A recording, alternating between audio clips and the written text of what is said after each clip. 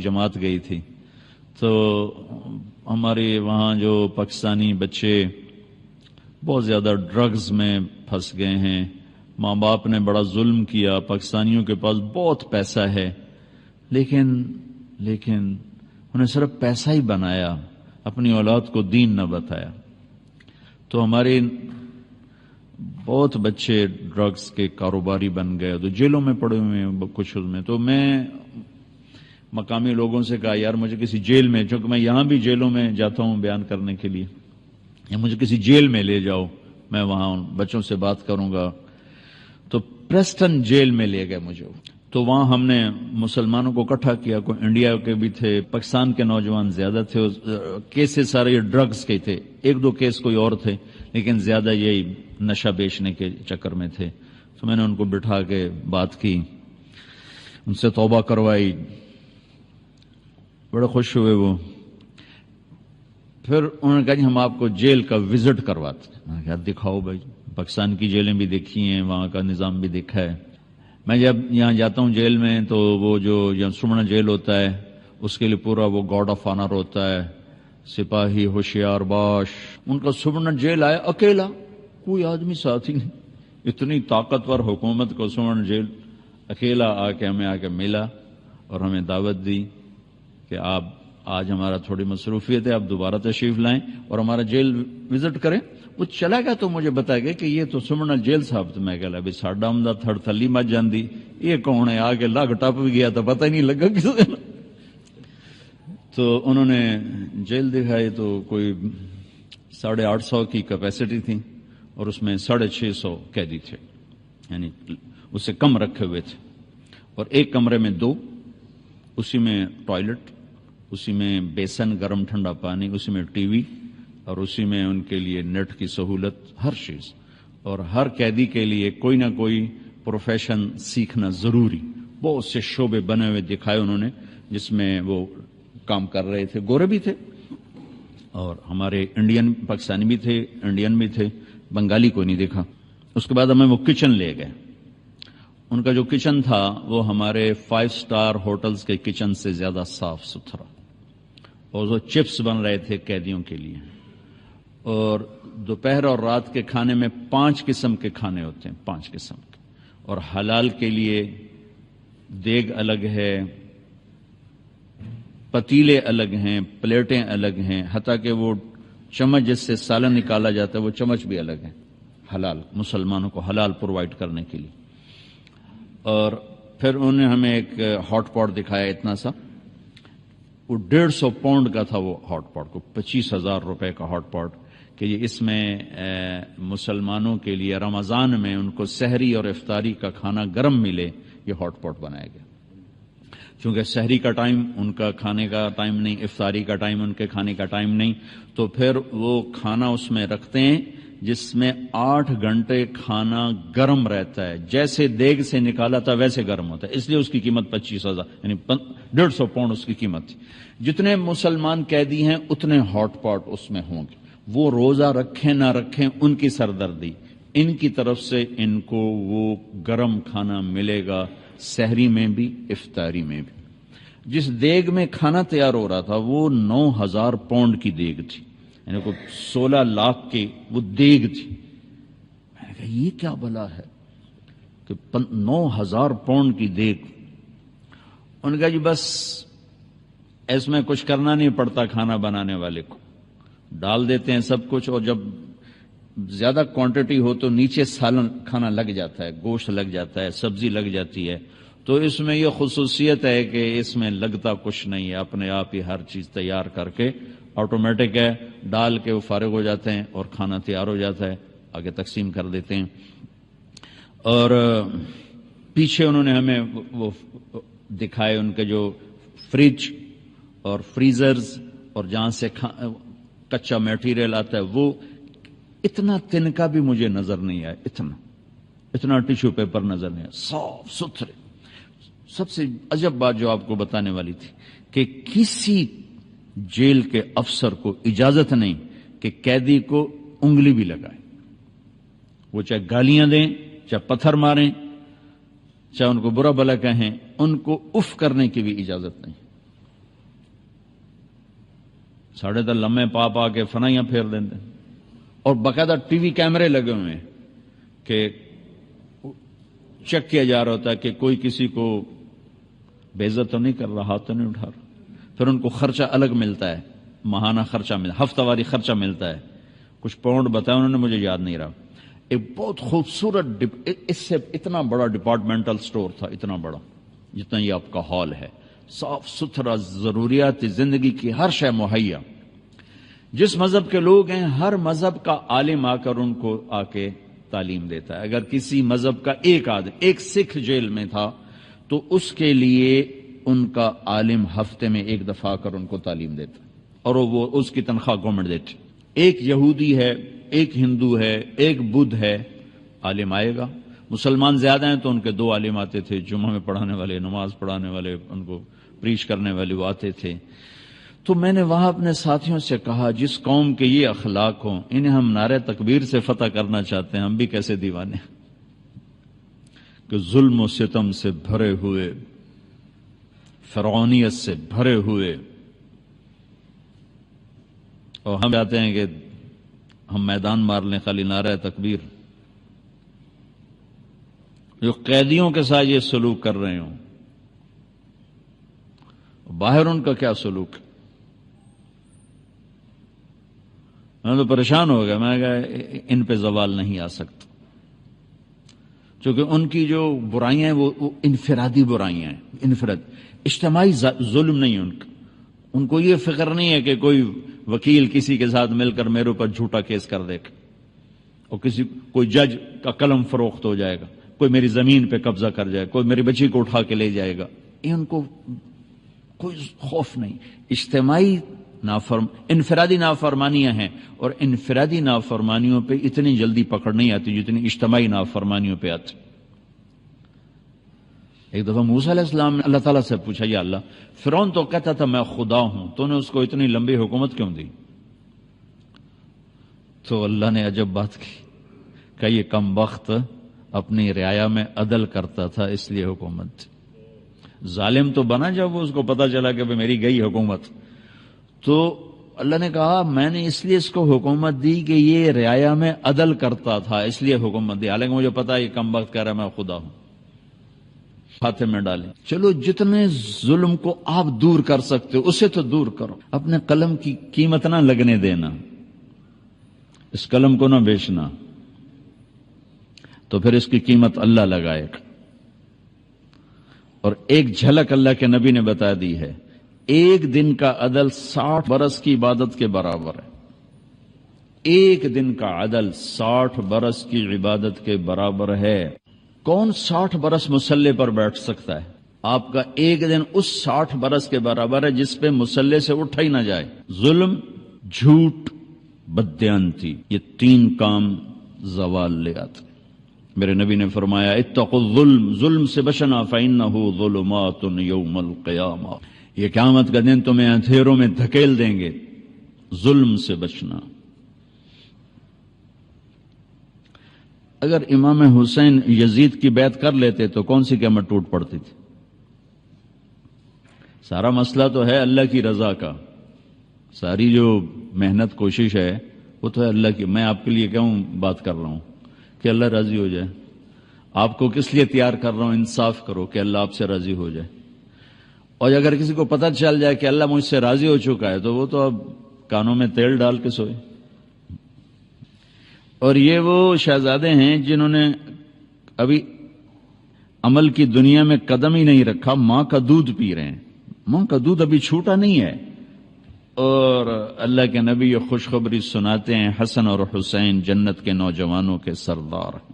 صرف جنت ہی نہیں ہیں، سردار ہیں جن کے نام اللہ نے تجویز کیے ہوں. حسن پیدا ہوئے تو آپ نے پوچھا علی سے کیا نام رکھا ہے؟ کہا جی حرب. حرب کہتے ہیں جنگجو کو، وہ دلیر بہادر تھے، انہوں نے اپنے ذوق کا نام رکھا. آپ نے کہا نہیں، اس کا نام ہے حسن. پھر حسین پیدا ہوئے تو آپ نے فرمایا کیا نام رکھا ہے؟ کہا جی حرب. وہی نام دوبارہ. کہا نہیں، اس کا نام ہے حسین. پھر فرمایا کہ جب سے آدم کی نسل چلی ہے یہ 2 نام اللہ نے میرے بچوں کے لیے سنبھال کے رکھے ہوئے تھے. یہ نام اللہ نے تجویز کیے ہیں. جن کے نام اللہ تجویز کرے اور جن کو دودھ پیتے جنت کی سرداری کی بشارت ملے اور نبی کی گود جن کا بستر بنے، نبی کی کمر جن کی سواری بنے، گھر میں تشریف لاتے اور ایسے ہاتھ پاؤں ٹیک دیتے، ہاتھ اور گھٹنے زمین پر ٹیک دیتے اور کہتے آؤ بچوں میری کمر پہ چڑھ جاؤ، دونوں کو اپنی کمر پہ بٹھا لیتے اور پورے کمرے میں چکر لگاتے ایسے ایسے، پورے کمرے میں ایسے ایسے، اور پھر یوں منہ کر کے کہتے کیف مطیتکما، تمہارا اونٹ کیسا ہے بھائی، تمہارا اونٹ کیسا ہے بھائی۔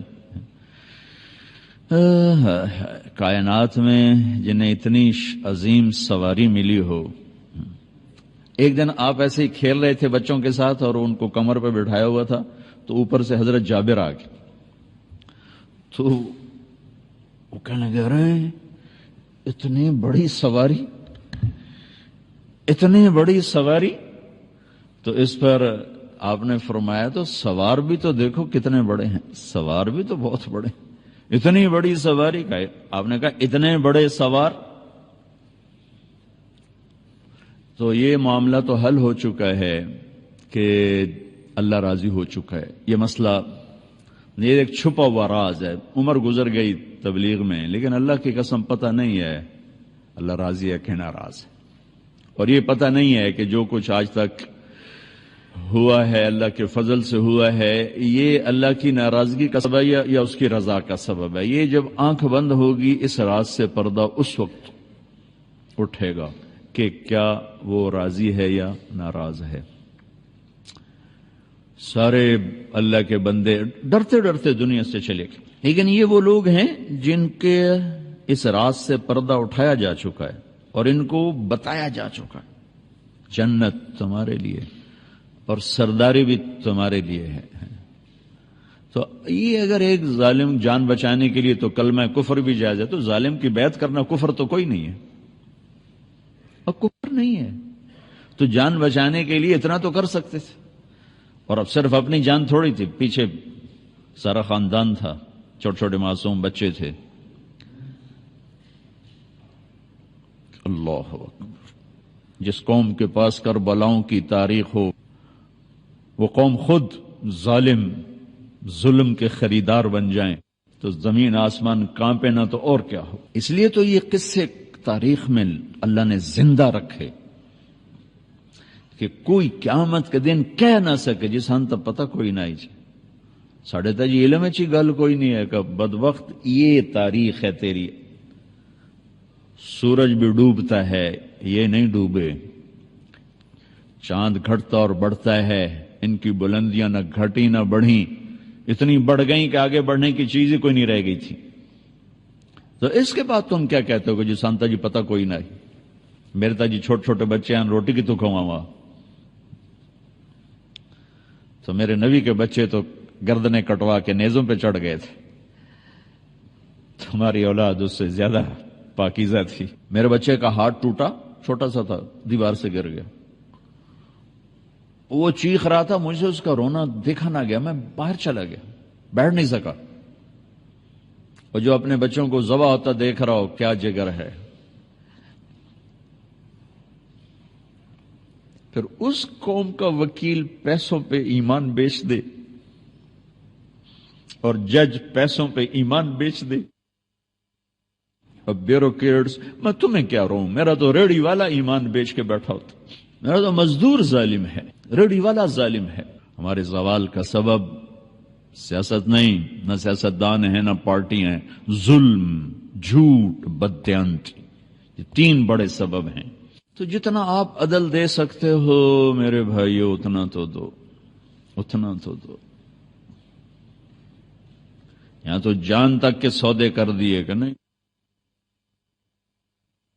یہ نہیں ہو سکتا کہ ظالم کی تائید میں میرا ہاتھ بلند ہو، یہ نہیں ہو سکتا، کاٹ دو، لیکن ظلم کی تائید نہیں ہو سکتی۔ لیکن سارا دن رواجی، محرم آتا ہے 10 دن کے رو پیٹ کے بعد جنت واجب ہو گئی، جنت اتنی سستی ہے کہ خالی رونے سے جنت مل جاتی۔ ربیع الاول آیا، 12 دن ہم نے خوب جل سے جلوس کیا اور پھر کیا میرا نبی صرف 12 دن یاد کرنے کے لیے؟ ہر پل ہر سانس جسے یاد کرنا فرض عین ہو، صرف 12 دن کے رسم و رواج سے میرے رب نے محبوب بنایا ہو، حبیب بنایا ہو، لاڈ سے کبھی محمد، کبھی احمد، کبھی ماہی، کبھی حاشر، کبھی عاقب، کبھی فاتح، کبھی خاتم، کبھی ابو القاسم، کبھی طہ، کبھی یاسین، کبھی شاہد، کبھی مبشر، کبھی نذیر، کبھی داعی اللہ، کبھی سراج منیر، کبھی عزت سے بولا یا ایھا النبی، کبھی احترام سے بولا یا ایھا الرسول، کبھی محبت سے بولا یا ایھا المزمل، کبھی لاڈ سے بولا یا ایھا المدثر۔ یہ 4 لفظوں میں کیا میرے رب نے دکھا دیا، یا ایھا النبی۔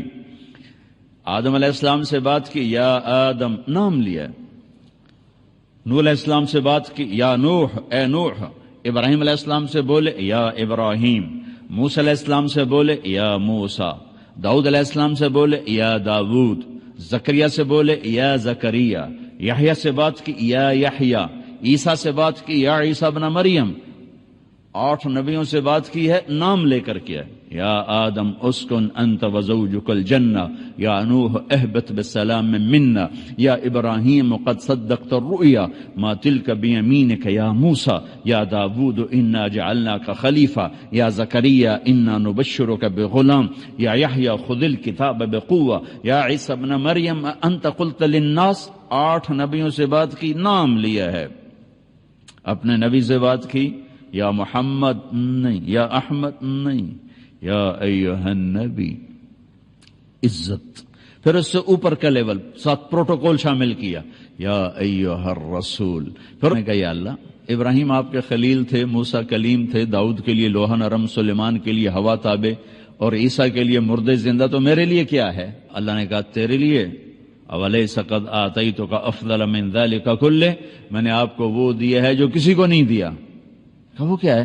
کہ اللہ ذکرت الا ذکرت معی، قیامت تک آپ کا اور میرا نام اکٹھا رہے گا، جدا نہیں ہو سکتا، جدا نہیں ہو سکتا۔ اور تھوڑا سا قرآن سے دیکھیں، براءۃ من اللہ ورسولہ، اذان من اللہ ورسولہ، فأذنوا بحرب من اللہ ورسولہ، من یعص اللہ ورسولہ، من یحادد اللہ ورسولہ، من یشاقق اللہ ورسولہ، تؤمنون باللہ ورسولہ، آمنوا باللہ ورسولہ، سیؤتینا اللہ من فضلہ ورسولہ، واللہ ورسولہ احق ان یرضوہ، لا تخونوا اللہ والرسول۔ اللہ اور رسول، اللہ اور رسول، اللہ اور رسول کا میرے حبیب آپ کا اور میرا نام اکٹھا ہو گیا ہے، جدا نہیں ہو سکتا قیامت تک۔ نیم پلیٹ اتر جاتی ہے نا، اب شمیم صاحب ایک جگہ جا جائیں تو جب یہ جائیں گے تو کوئی اور آ جائے گا، آج کل رضوی صاحب یہاں یہ چلے جائیں کوئی اور نیم پلیٹ لگ جائے گی، لیکن میرے اللہ نے کہا تیرا نام جو آیا ہے نا یہ اترنے کے لیے نہیں آیا، زمین آسمان تو اتر جائیں گے لیکن تیرا نام میرے نام کے ساتھ ہی رہے گا، یہ نہیں اتر سکتا۔ پھر اللہ تعالیٰ نے اور بڑا خوبصورت انداز اختیار کیا، لفظ اللہ میں کوئی حرف نقطے والا کوئی نہیں، سارے بغیر نقطے کے حرف ہیں، اس لیے کہ نقطے والا حرف کمزور ہوتا ہے اور بغیر نقطے والا حرف طاقتور ہوتا ہے، بغیر نقطے والے حرف میں قوت زیادہ ہے اور نقطے والے حرف اس کے مقابلے میں کمزور ہے۔ تو اللہ نے اپنے نام کے لیے حرف استعمال کیے بغیر نقطے والے اللہ، اور اپنے نبی کے لیے نام جب پسند کیا تو وہ حرف لے کر آیا جس میں نقطہ کوئی نہیں، محمد، اور دوسرا جب نام لے کر آیا تو وہ لے کر آیا جس میں نقطہ کوئی نہیں، احمد۔ پھر برابری کی ترازو تول کے عدل کیا، اللہ 4 حرف ہیں، محمد 4 حرف ہیں، اللہ 4 حرف ہیں، احمد 4 حرف ہیں، اللہ میں 4، محمد میں 4، احمد میں 4۔ پھر لا الہ الا اللہ 12 حرف ہیں، محمد الرسول اللہ 12 حرف ہیں، لا الہ الا اللہ میں 12 حرف ہیں، محمد الرسول اللہ میں 12 حرف ہیں، اللہ 4 حرف، محمد 4 حرف، احمد 4 حرف۔ جہاں اللہ اتنی عزتیں دے رہا ہو، ہم نے صرف ربیع الاول رکھا ہوا ہے، باقی سارا سال یاد نہیں کرنا، محرم رکھا ہوا ہے، باقی سارا سال یاد نہیں کرنا۔ تو بھائیو میں کیا عرض کروں، دکھڑے ہیں، تقریر میں نے کیا کرنی، دکھ ہیں، دکھ شیئر کیا ہے آپ کے ساتھ، عدل کو ساتھی بناؤ۔ یہ قلم کائنات کی حسین ترین نعمت ہے اگر اس سے عدل نکلتا ہو، اور یہ سائنائڈ زہر سے بھی زہریلا اگر اس سے ظلم نکلتا ہو۔ اگر یہ قابل فروخت ہے تو اس سے خوفناک چیز کوئی نہیں آپ کے لیے، آپ کے معاشرے کے لیے۔ اور اگر اس کو کوئی خرید نہ سکے تو یہ راتوں کی تہجد اور دن کے روزے، گرمی کے طواف، سرد راتوں کا جاگنا، اس سے اس قلم کے ایک لفظ کی قیمت زیادہ ہے۔ میرے رب کی بارگاہ میں سجدہ کرنے والوں کی کمی کوئی نہیں ہے، آسمان بھرا پڑا ہے۔ رکوع کرنے والوں کی کمی کوئی نہیں ہے، آسمان بھرا پڑا ہے۔ عدل والوں کی کمی ہے، ظلم کا بھرا دیس ہے۔ میں آپ کی منت کرتا ہوں، اگرچہ اس قانون میں عدل کہاں سے آئے گا؟ ایک شخص نے عرض کی، یا رسول اللہ میں چاہتا ہوں سب سے بہترین انسان بن جاؤں۔ تو آپ نے کہا لوگوں کو نفع پہنچایا کر، سب سے بہترین انسان بن جائے گا۔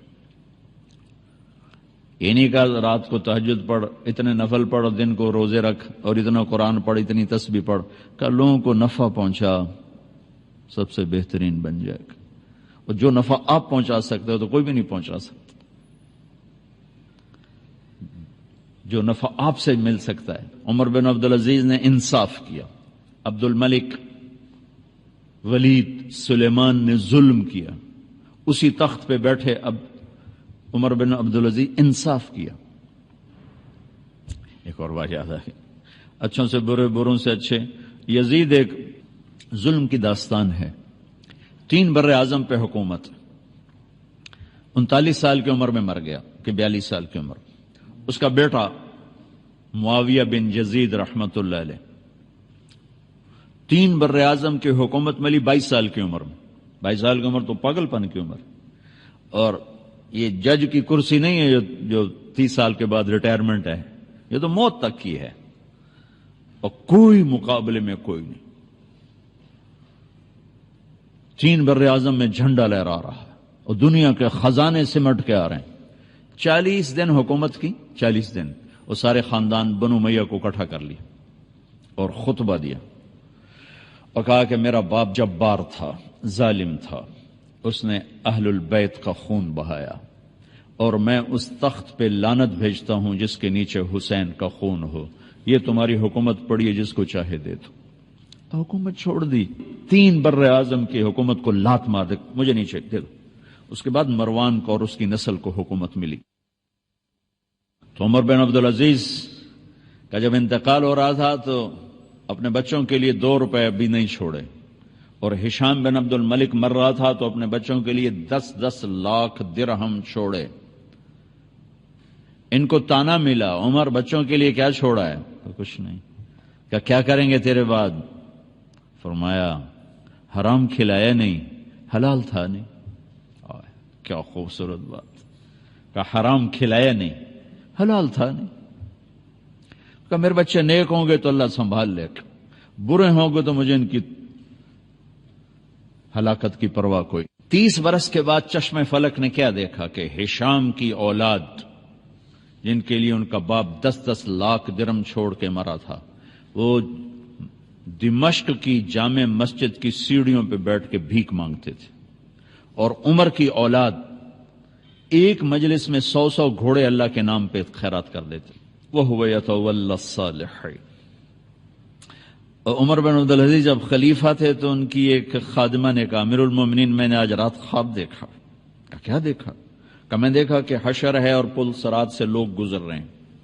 تو عبد الملک بن مروان کے گزرنے کا حکم ہوا۔ عبد الملک بنو امیہ کی دوسری شاخ میں فاؤنڈر ہے بنو امیہ کا، جو 83 سال حکومت کی۔ کہ عبد الملک پل صراط پہ آیا اور جہنم میں گر گیا۔ پھر اس کے بعد ولید چڑھا، وہ پل صراط پہ آیا، جہنم میں گر گیا۔ پھر اس کے بعد سلیمان اوپر آیا تو وہ اوپر چڑھا، گر گیا۔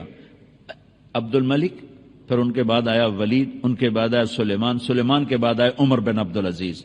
تو پھر اب عمر بن عبدالعزیز کی باری تھی، تو پھر کہنے لگے پھر آپ چڑھے۔ اتنا ہی کہا تھا آپ چڑھے تو حضرت عمر بے ہوش ہو کے گر گئے۔ تو وہ رو پڑی کہ آپ بے ہوش نہ ہوں، آپ پار نکل گئے، آپ پار نکل گئے۔ کس چیز نے پار لگایا؟ عدل نے۔ 3 بر اعظم میں زکوٰۃ لینے والا کوئی نہ بچا۔ لاہور ان کی حکومت میں شامل ہے، نہ کسی کا پریشر لو، نہ اپنے لالچ کے ہاتھوں مجبور ہو، نہ کسی اوپر والے سے مجبور ہو، صرف وہ جو 7 آسمان کے اوپر والا ہے اس سے مجبور ہوگا۔ جی میری مجبوری ہے، میری مجبوری ہے، میں نے اپنے اللہ کو جان دینی ہے۔ بس یہ گزارش ہے، دل کو لگے تو لے لینا، ورنہ ہمارا تو کام دن راج فقیرانہ آئے صدا کر چلے، میاں خوش رہو ہم دعا کر چلے۔ تو بس آپ بھائیوں کی خدمت میں گزارش ہے، جتنا کر سکتے ہوں کریں۔ جیسے یہ ٹریننگ لے رہے ہیں نا آپ، تو اس قلم کا صحیح استعمال، اس کی ٹریننگ تبلیغ کا کام ہے۔ تبلیغ کا کام ایک ایمان کو سیکھنے کی خوبصورت محنت، جو میں نے آپ سے 1 گھنٹہ بات کی ہے، یہ وجود میں آئے، اس کی بھی ٹریننگ ہے۔ بغیر تربیت کے نہ دین آتا ہے نہ دنیا آتی ہے۔ تو اس وقت تبلیغ کا کام پوری دنیا میں انتہائی خوبصورت محنت ہے، اور ہمارے ملک میں لاکھوں کروڑوں برائیاں ہیں، لیکن ایک ایسا چمکتا سورج ہے۔ میں 6 بر اعظم کئی دفعہ پھرا ہوں۔ یہ حسن جو اللہ نے ہمیں یہ تبلیغ کے کام کا دیا ہے، پوری دنیا میں کہیں نظر نہیں آتا ہے، لیکن ایسا کہ یہاں سے پیغام جا رہا ہے اور لوگوں کو ہدایت مل رہی، اور آخری کناروں تک جا رہا ہے اور لوگوں کو ہدایت مل رہی۔ میں تویونی مشرق میں آخری جزیرہ ہے، سورج جب نکلتا ہے تو پہلی کرن تویونی پہ پڑتی ہے، اور ٹائم وہاں سے شروع ہوتا ہے، ایسٹ کا جو ٹائم ہے وہاں سے شروع ہوتا ہے۔ تو اس جزیرے میں عجب بات تھی کہ آدھا حصہ اس کا وہ ویسٹ میں ہے، آدھا ایسٹ میں ہے۔ تو ایک جگہ انہوں نے مجھے کھڑا کیا، ادھر پیر کا دن تھا اور ادھر منگل کا دن تھا، ایک ہی جزیرے پر، ایک طرف پیر تھا ایک طرف منگل تھا۔ تو اس میں انہوں نے ایسے تختی لگائی ہوئی تھی، تو اس تختی کا ایک حصہ یسٹرڈے میں ہے اور ایک ٹوڈے میں ہے، اور وہاں سے وہ 180 ڈگری کا جو خط ہے، 360 ڈگری میں جو زمین کو تقسیم کیا جغرافیہ والوں نے، تو 180 ڈگری کا جو خط ہے وہ سمندر میں چلتا ہے، یا انٹارکٹیکا میں چلتا ہے، یا سائبیریا میں چلتا ہے، یا پھر تویونی سے چلتا ہے۔ آباد زمین صرف تویونی ہے جہاں سے وہ خط گزرتا ہے، جو زمین کو آدھا آدھا ڈیوائیڈ کرتا ہے۔ تو ادھر اور ادھر میں پورے دن کا فرق ہے، ادھر پیر ہے ادھر منگل ہے، ادھر منگل ہے ادھر بدھ ہے۔ میں جہاں اترا ایئرپورٹ وہاں پیر کا دن تھا، وہ جہاں سے وہ خط گزر رہا ہے اس سے 1 قدم ادھر رکھا تو ہم منگل میں داخل ہو گئے، پیر سے نکلے اور منگل میں داخل ہو گئے۔ وہاں 200 گھر ہیں مسلمانوں کے، 10,000 آبادی ہے، 200 گھر مسلمانوں کے، بجلی کوئی نہیں، جنت کا ٹکڑا لگتا ہے جیسے کہ انہیں جنت کا ٹوٹا اتار کے زمین پہ رکھ دیا ہو۔ بحر الکاہل کے اندر وہ جزیرہ ہے، بہت خوبصورت، بہت خوبصورت۔ تو ایک بڑے میں نے آ کے مجھے ایسے جپھا ڈالا، کہا جی میں پاکستان گیا تھا۔ میں نے کہا پاکستان گئے تھے؟ کس لیے؟ کہا تبلیغ میں 4 مہینے لگانے گیا تھا۔ میں کہا کدھر رہتے ہو؟ کہا ادھر ہی رہتا ہوں، تویونی میں رہتا ہوں۔ اور میں نے وہاں عصر کی اذان دی تو انہوں نے کہا جی آج آپ نے پوری دنیا میں پہلی اذان آپ نے دی، چونکہ ٹائم سب سے پہلے تویونی سے شروع ہوتا ہے، پھر آگے پہلی اذان تویونی میں ہوتی ہے اور دوسری اذان انڈونیشیا میں ہوتی ہے، اور پھر اس طرح آگے اذان چلتے چلتے چلتے سارے عالم میں پھیلتی ہے۔ تو یہ تبلیغ کا خوبصورت کام ایسٹ ویسٹ ساؤتھ نارتھ دنیا کے آخری کناروں تک اللہ نے پہنچایا ہے، اور لوگوں کو بہت نفع ہو رہا ہے۔